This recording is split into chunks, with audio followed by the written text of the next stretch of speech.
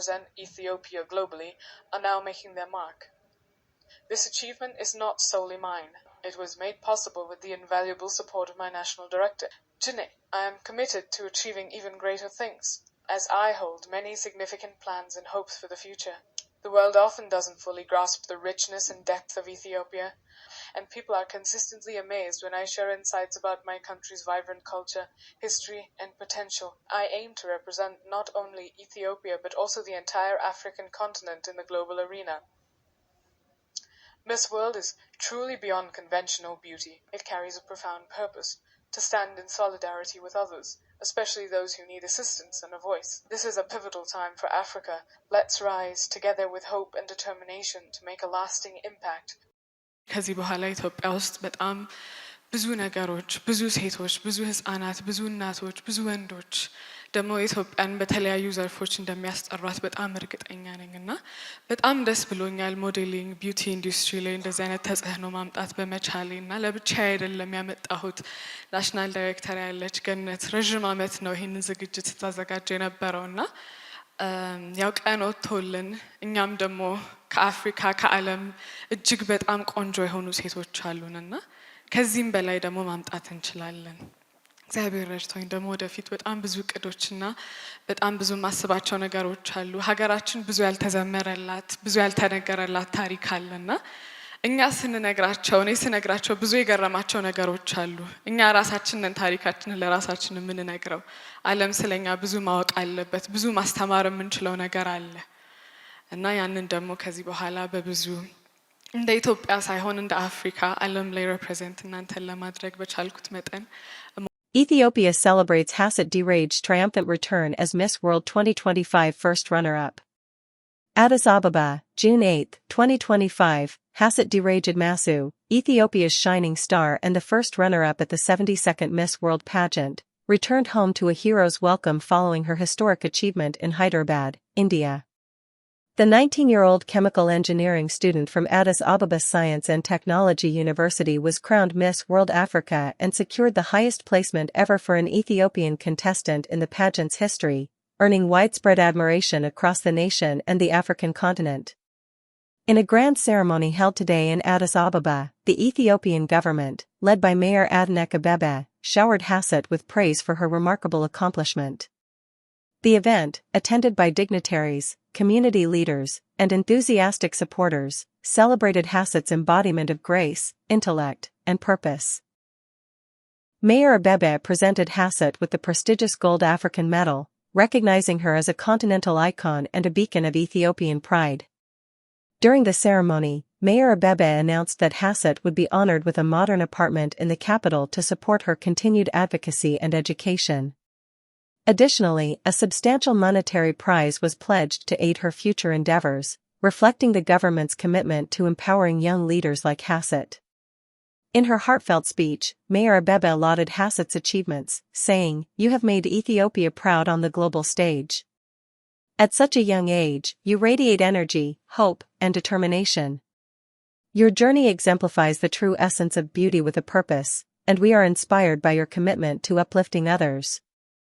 The city of Addis Ababa and the entire nation stand firmly behind you as you continue your impactful work with the Maya Charitable Organization."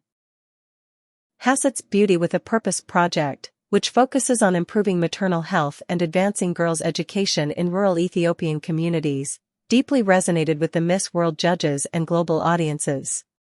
Her advocacy, rooted in her public health background and personal passion, highlighted her dedication to meaningful change. As an ambassador for the Maya Charitable Organization, Hasset has championed initiatives addressing spinal bifida, hydrocephalus, and youth mental health, further solidifying her role as a transformative figure. The ceremony was filled with moments of national pride, with attendees chanting Hasset's name and social media platforms buzzing with hashtags like #HassetDirage, #MissWorldAfrica, and #EthiopiaPride. Mayor Abebe emphasized the government's support for Hasset's future projects, particularly her work with the Maya Foundation, which aims to empower youth and strengthen community development across Ethiopia. Hasset, visibly moved by the warm reception, expressed her gratitude. "This honor is not just mine but belongs to every Ethiopian who believes in the power of dreams and purpose. I am committed to using this platform to advocate for health equity, education, and empowerment for women and youth across Africa. Hasset's achievement marks a defining moment for Ethiopian and African representation in international pageantry, inspiring a new generation to pursue excellence with purpose. As she continues her studies and advocacy, Ethiopia celebrates a young leader who has elevated the nation's name on the world stage. ከኪነ ጥበብ ሰዎች ፊት ያምራልና ኢትዮጵያን በዓለም አደባባይ በዓለም መድረክ ላይ ስሟን ያስጠራች ብርቱ ጀግና ወጣት ውብ ውጭዋ ብቻ ሳይሆን ውስጧን በጣም ውብ እንደሆነ ያሳየችን ሀሴት ደረጀን በፊታችሁ እንኳን ደስ ያለሽ ማለት ወርዳለሁ። ሀሴት በዓለም መድረክ ላይ እጅግ በጣም በሚያምር አይነት በውጭዋ ብቻ ሳይሆን ውስጧ ያለውንም ትልቅ ችሎታና ቁንጅና በገለጠ መንገድ ሀገራችንን ስሟን አስጠርታለች። ሴት ገና ልጅ ናት፣ ገና ወጣት ናት። ልጅነቷ ያላገደው ትልቅ ራዕይ አቅዳ አልማ ሰርታ ለፍታ እዛ የዓለም አደባባይ ላይ ለመቆም በቅታለች። ብቻዋን አልቆመችም። ኢትዮጵያና ስሟን ይዛ ክብሯን ይዛ ቆማለችና በድጋሚ እንኳን ደስ ያለሽ። አሁን የቆምሽበትና ያሸነፍሽበት መድረክ ጅማሮ ነው። ትልቅ እድል ከፊትሽ ይጠብቅሻል። ጎበዝ ስለሆንሽ ከዚህ በላይ ሰርተሽ እንደምታኮሪን እናምናለን። ክብርት ከንቲባ አዳነች አበቤ በአንደኛ ደረጃ ወርቅ የተሰራ የአፍሪካ ካርታ ያለበት ሜዳሊያ ለሚስ ሀሴት ስትሸልማት በትናንትናው ዕለት ተመልክተናል ማለት ነው። እንግዲህ ክብርት ከንቲባ አዳነች አበቤ ከምትሰጣቸው ሽልማቶች የመጀመሪያውና ግንባር ቀደሙን ብቅ ለማድረግ ተሞክሯል። ሚስ ሀሴት በዓለም አቀፍ መድረክ ኢትዮጵያን ወክላ አሸንፋ ስትመለስ ከቦሌ ዓለም አቀፍ አውሮፕላን ማረፊያ ጀምሮ እስካሁኗ ሰዓት ድረስ በርካታ ዝግጅቶችና አቀባበል ተደርጎላታል።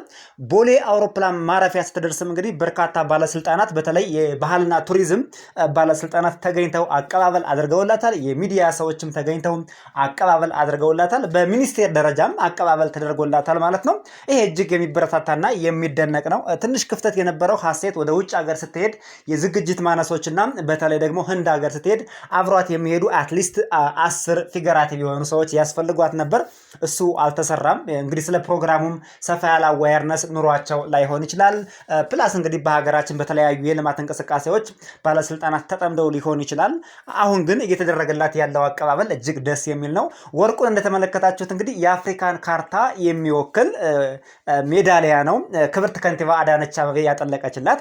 ይህም እጅግ በጣም ደስ የሚል ነው። ሀሴትም በንግግሯ ወቅት እንግዲህ ከዚህ በላይ እሰራለሁ፣ ከዚህ በላይ ጠንክሬ እሰራለሁ ስትል ተደምጣለች። በርካታ ሴት ኢትዮጵያውያንን ደግሞ በማፍራት በዓለም አቀፍ ደረጃ ወደፊት ኢትዮጵያን አሁንም ከፍ አድርጋለሁ ስትል ተደምጣለች። ሚስ ሀሴት የልጅ አዋቂ ብለዋታል ብዙዎቿ። እንግዲህ በርካታ የህብረተሰብ ክፍሎች የልጅ አዋቂ ነው ያላት። በ19 ዓመት እንደዚህ አይነት ብስለት ማቹሪቲ ያለው ሰው ኢትዮጵያ ውስጥ በቁጥር ትንሽ ነው። የቁመቷ ነገር ደግሞ እጅግ በጣም የሚገርም ነው። እንግዲህ ክብር ከንቲባችን በቁመት ዘለግ ያሉ ናቸው። ከክብር ከንቲባችን በላይ ነው እንግዲህ ዝቅ ብላ የክብር ከንቲባችን ስጦታ ስትቀበል አይተናታልና የቁመቷ ነገር የተወረሰው ከአባቷ ይመስላል። አባቷ በጣም ረጅም ናቸው እንደምንመለከታቸው። እንግዲህ የቁንጅናውንም የቁመቱንም ነገር ከቤተሰብ የተወረሰ ነው። እጅግ በጣም ደስ የሚል ነው። በርካታ ሰዎች ያልተረዱት አንድ ሚስ አንደርስታንድ ያደረጉት ውበት ማለት በውጭ የሚታይ ዝም ብለን ፊዚካሊ የምናየው ብልጭልጩ ነገርና ላይናችን ብቻ የሚማርከን ይመስላቸዋል። ውበት ማለት ግን በውስጥ የሚለካ የአንድ ሰው የውስጥ ማንነትና የአስተሳሰብ ጥልቀት እንዲሁም የአስተሳሰብ መልካምነት የሚገልጽ ነው ውበት ማለት። ስለዚህ ሰዎች በቁንጅና ውድድር ሲወዳደሩ ዳሌያቸውን ወይም ጡታቸውን የሚያሳዩበት መድረክ ሳይሆን ብቃታቸውን ኢንተሌክቹዋልነታቸውን በተለይ ለሰው ልጅ ያላቸውን መልካም አስተሳሰብና ክሬቲቪቲ ማይንድ እሱን የሚያሳዩበት እንደሆነ ነው እንግዲህ በርካቶች የተረዱት። በሚስ ወርልድ ኢንተርናሽናል ውድድር ወቅት ሀሴት አንደኛ መውጣት የሚያስችል በርካታ እድሎች ነበሯት። ክፍተቱ የተፈጠረው ግን በባለሙያ ስልጠናው አልተሰጣትም። በርከት ያሉ ባለሙያዎች አልተሳተፉበትም። በተለይ በዓለም አቀፍ መድረክ እንዴት ማቅረብ እንዳለባት ብዙዎቹ በርካታ ስልጠናና ኮችንግ አልተሰጣትም ስትናገር እንግዲህ አይታችኋት ከሆነም በሌላ ቪዲዮ ሰርተንላችኋል። ይሄን በርግጥ እዛ ላይ ሙሉውን ትሰሙታላችሁ። ሀሴት በውድድሩ ወቅት የተሸነፈችባቸው ወይም ነጥብ ያስጣሏት 5 ነጥቦች ብለን ቪዲዮ ሰርተናል። እሱ ላይ ታገኙታላችሁ።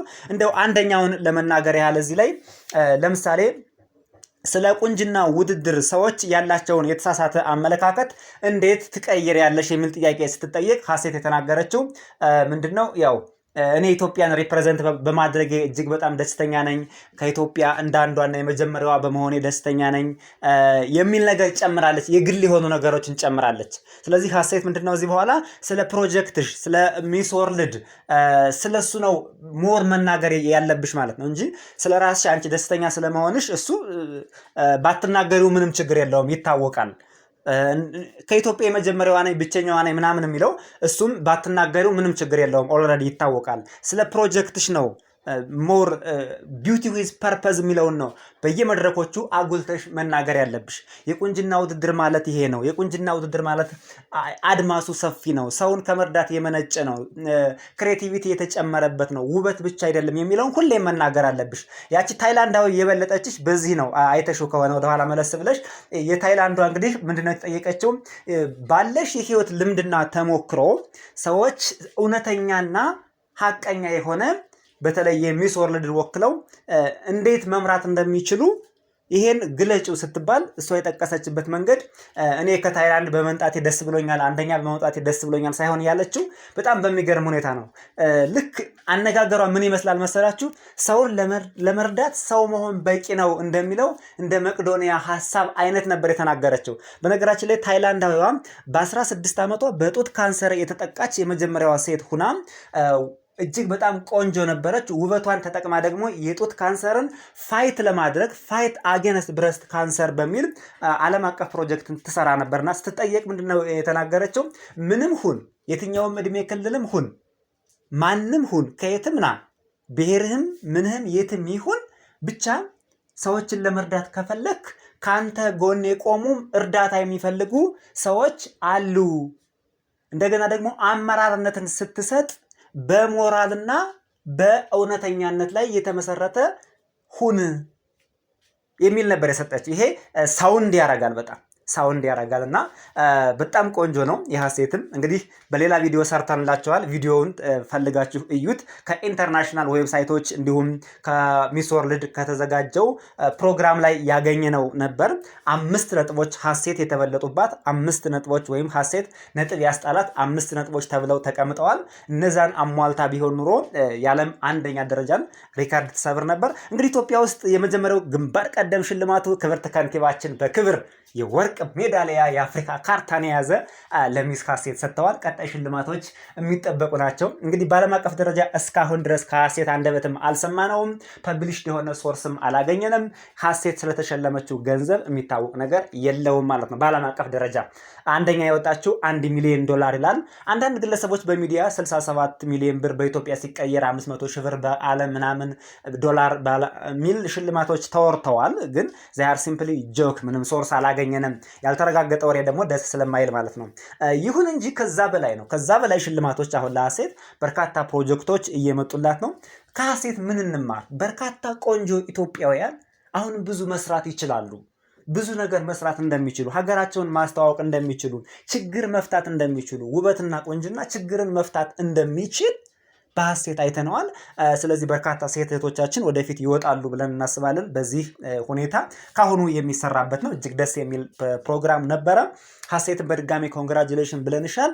እንግዲህ ቤት ይሰጣታል፣ መኪና ይሰጣታል የሚባል ወሬም ፕሮፖዝ ተደርጓል። ክብርት ከንቲባ ቤት ሊሰጣት ነው የሚባል ነገርም አለ። እሱን ግን ይፋ ሁኖ አላየንም። እስካላየን ድረስ ቤት ስለመሰጠቱ መረጃ የለንም። ቢሰጣት ግን ይበዛባታል እንጂ ማለት ያንስባታል እንጂ አይበዛባትም። ቤት ቢሰጣት ሌሎችን ያበረታታል። ጥሩ ነው። ኢትዮጵያን ባለ መድረክ ከፍ ከፍ ስላደረገች ማለት ነው። እናመሰግናለን። ለዚህ ፕሮግራም ያዘጋጀንላችሁ ይሄን ይመስል ነበር። በሌላ ፕሮግራምና ቪዲዮ እስከምንገናኝ ሰናይ ቆይታ እንላለን። ይህ ኢትዮቨርቴክስ ነው። አዲሳችሁ ከሆነ የዩቲዩብ ቻናሉ ሰምታችሁ ታይታችሁ የማታውቁ ከሆነ ሰብስክራይብ አድርጋችሁ የደወል ምልክቷን ተጫኑልን። ነባር ከሆናችሁ ደግሞ ይመችህ፣ ቤትህ ተመችቶናል እያላችሁን ቀጥሉ፣ አበረታቱን።